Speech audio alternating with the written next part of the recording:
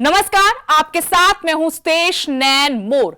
हरियाणा में अपराधी बेलगाम हैं, बदमाश बेखौफ हैं। आए दिन जिस तरह से वारदातों को अंजाम दिया जा रहा है, उसे देखकर लगता है कि अपराधियों में खाकी का खौफ खत्म होता जा रहा है। अब बेरी में घटी वारदात को ही देख लीजिए। देर शाम बेरी गोलियों की गूंज से दहल उठा।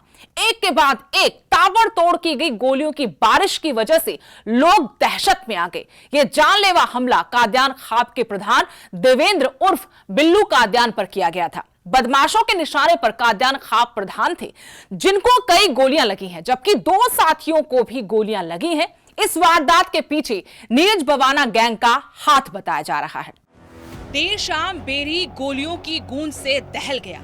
एक के बाद एक ताबड़तोड़ की गई गोलियों की बारिश से लोग दहशत में आ गए। ये जानलेवा हमला काद्यान खाप के प्रधान देवेंद्र उर्फ बिल्लू काद्यान पर किया गया था। बदमाशों के निशाने पर काद्यान खाप प्रधान थे, जिनको कई गोलियां लगी हैं, जबकि 2 साथियों को भी गोलियां लगी हैं। इस वारदात के पीछे नीरज बवाना गैंग का हाथ बताया जा रहा है। सूत्रों के मुताबिक देवेंद्र काद्यान नीरज बवाना गैंग के निशाने पर था। कुछ वक्त पहले नीरज बवाना गैंग से जुड़े बदमाश हिमांशु उर्फ भाऊ ने धमकी भी दी थी। इस बारे में देवेंद्र ने पुलिस को भी शिकायत की थी।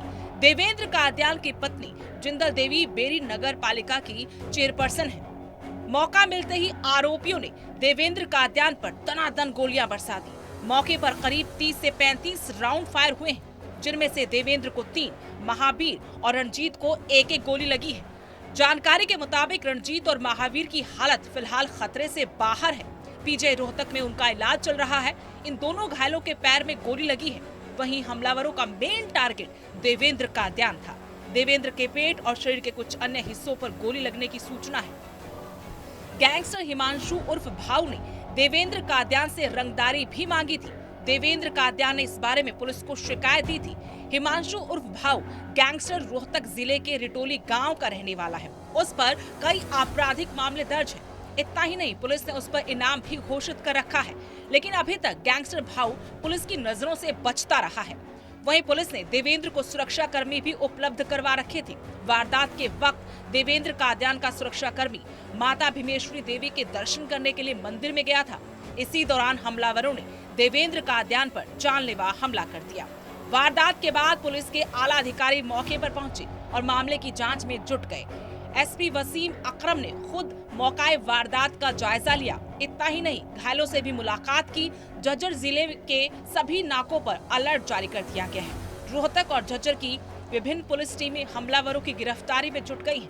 स्पेशल टास्क फोर्स के अधिकारी भी मौके पर मौजूद रहे, लेकिन हमलावर अभी भी पुलिस गिरफ्त से बाहर बताए जा रहे हैं। देवेंद्र काद्यान पर हुए इस कातिलाना हमले में गैंगस्टर हिमांशु और भाऊ का कितना हाथ है, ये तो हमलावरों की गिरफ्तारी के बाद ही साफ होगा। ऐसे में अब देखना होगा कि पुलिस इस हाई प्रोफाइल मामले का खुलासा कब तक कर सकती है। अभी बेरी में करीब 7:45 बजे की घटना को बताया जाता है कि जो वो बेरी से कबूलपुर और रिटोली रोड है, उस रोड पे बेरी के एक देवेंद्र उर्फ बिल्लू नाम के आदमी अपने साथियों के साथ बैठे हुए थे। तो कुछ 4-5 अज्ञात लोग एक गाड़ी में आए और गाड़ी में आके उन्होंने गोली चलाई उनके ऊपर।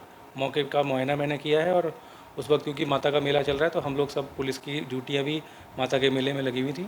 तो इस संबंध में पाया गया कि वहाँ पर कुछ गोलियाँ चली हैं और घायलों को तुरंत काइनॉस हॉस्पिटल रोहतक लाया गया है। 2 लोगों को गोलियां पैरों में लगी बताई हैं, तो वो खतरे से बाहर हैं। तीसरे जो देवेंद्र हैं, उनकी कमर में गोली लगी हुई है, तो इसका भी इलाज के लिए रोहतक में इलाज कराया जा रहा है।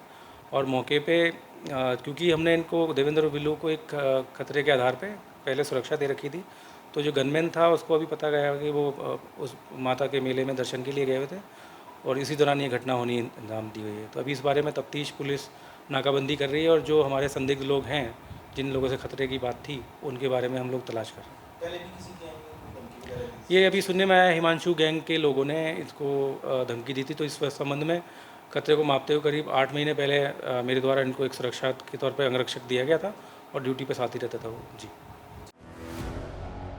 और आरोपियों की गिरफ्तारी कब होगी? न्यूज़ 18 हरियाणा के लिए झज्जर से प्रदीप धनखड़ की रिपोर्ट।